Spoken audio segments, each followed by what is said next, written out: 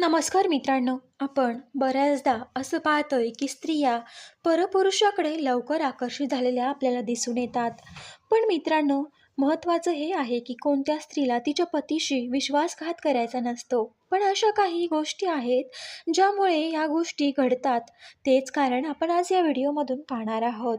तर मित्रांनो, संबंधित व्यक्ती जर शारीरिक संबंधात असमाधानी असेल तर ही गोष्ट ती स्त्री पतीला बोलून दाखवत नाही. त्यामुळे त्या अनैतिक संबंधाकडे देखील खेचल्या गेलेल्या आपण पाहतोय.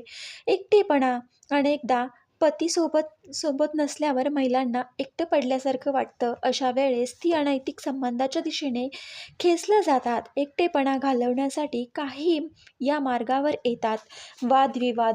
प्रत्येक पती-पत्नीमध्ये वादविवाद होत असतात.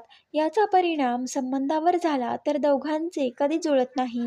त्यामुळे व्यक्ती बाहेर आकर्षित होण्याची शक्यता जास्त असते. प पैशाचा मोह.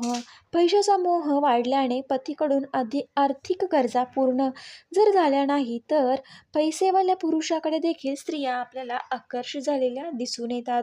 कुठल्याही स्त्रीशी मैत्री करताय मग हे तुम्ही लक्षात ठेवा की नक्कीच तिच्या आयुष्यात काही ना काही घडतंय. तर मित्रांनो, बघा, संबंधित म्हणजे अयोग्य विवाह म्हणजे विवाहासंबंधित जेव्हा या अशा घटना घडतात, कमी वयाच्या मुलीचं लग्न जास्त वय असलेल्या व्यक्तीसोबत केलं जातं तेव्हा यामध्ये काही संबंधित व्यक्तीबरोबर असमाधानी नसतात.